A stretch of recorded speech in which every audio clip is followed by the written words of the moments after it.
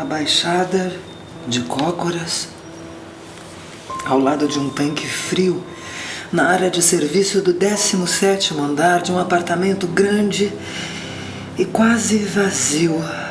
Ela ia morrendo aos poucos, de dor. Dor de amor. Era tão grande e tão insuportável aquilo que nada podia ser pior. Ela pensava. Pensava e via no espaço aéreo entre os prédios que divisava a possibilidade de fugir, de sair depressa daquele abismo. Mas, sem fuga, sem coragem, ela ficava ali, a doer. Foi assim que sentiu cada agudo segundo intolerável e conheceu aquilo sobre o que ela nunca havia sabido de fato o que era antes. Sem explicação nem entendimento, ela permaneceu acocorada e perplexa. Só doendo, como um nervo solto de si mesma, uma coisa úmida pulando, um rabo de lagartixa, extirpado do resto, um pedaço sem todo, sem humor no braço de afago que havia deixado ali, sem vida, numa maldita vida de doer e esperar mais dor. Fria e cínica, uma dor que não acaba mais. Ardida, absurda, arrebentando como lâmina toda a extensão da pele daquela mulher.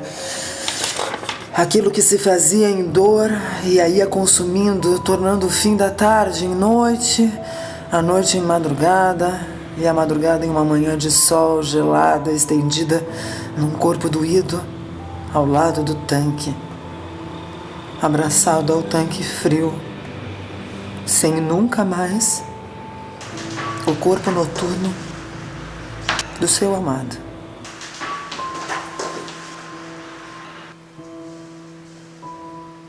Amassada, mas procurando recompor-se, a mulher finalmente ergueu-se daquele sono na área de serviço e se arrastou até uma cama sem lençóis.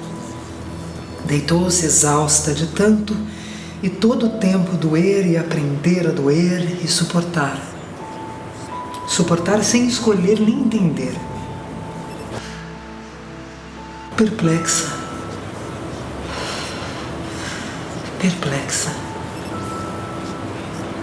Aquilo vinha sem pensamento, sem racionalidade. A agora sonolenta dor a sufocava e ela, já deitada na cama macia, não conseguia descansar. Um barulho forte e quase agudo invadiu os ouvidos sonados repentinamente. Ela pulou de susto, mas era só o elevador que estremecia ao penúltimo andar do grande prédio na Avenida Angélica. Imenso prédio, imenso elevador, imensa a Avenida Angélica. Mas maior que o mundo é minha dor vazia, pensou. A mulher pensou ainda. Tinha ao menos a grandeza imensa de possuir uma dor maior que todo o resto.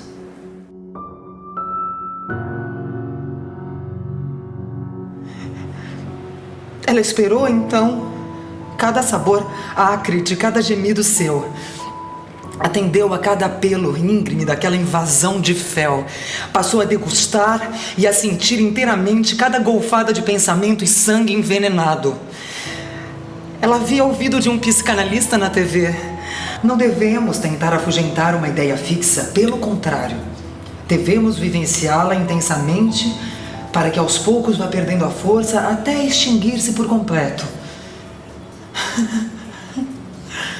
Então, pensando assim, ela procurou apegar-se àquilo que vinha e que a tomava e que a enrodilhava como uma serpente esplêndida.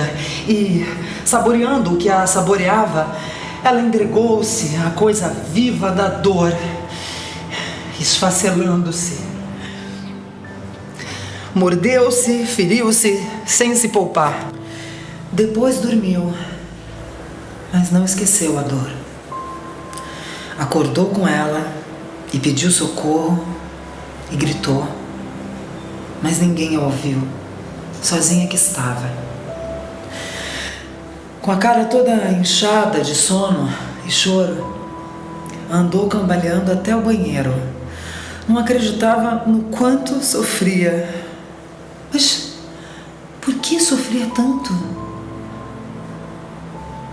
Pensou no homem que não a queria mais. Um homem qualquer, nada mais. Um homem com tantos outros aí. Mas ela doía sem aquele homem pra mim. Olhou-se no espelho, naquela cara ridícula de quem sofria. Um banho. Tentou comer, nada. E fumou. Fumou. Depois de tanto tempo, fumou. E dedicou-se plenamente ao prazer de ocupar-se com outra coisa. Mas a sombra da dor, montada sobre ela como outra sombra qualquer, colada à parede de sua luz, ficou ali, sem que a mulher pudesse respirar mais. Nem os cigarros ela conseguia respirar. A vida sem respiração esvaía essa mulher. Solta como um pedaço, ela procurou instintivamente por comida. Achou um pacote de sopa.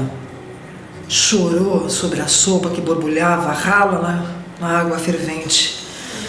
Então ela ferveu algumas lágrimas. Sopa quinora, com dor.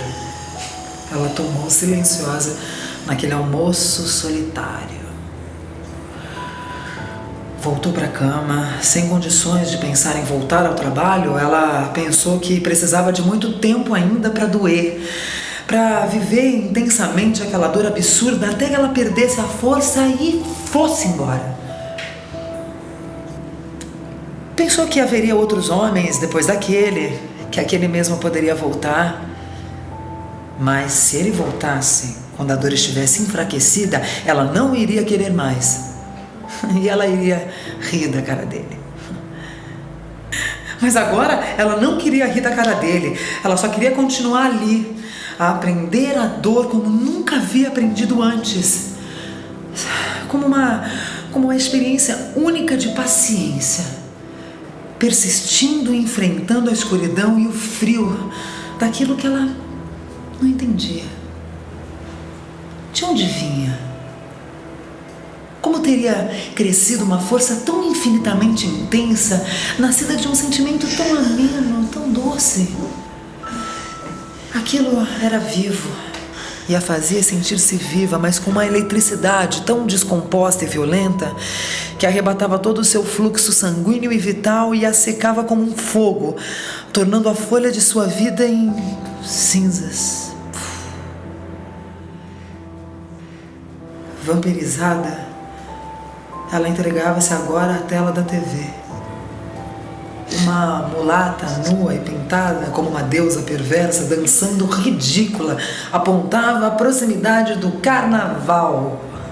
A mulher apavorou-se ainda mais. Onde estaria ela no carnaval depois de tanta dor? E doía mais ainda com medo do carnaval assustador daquele ano.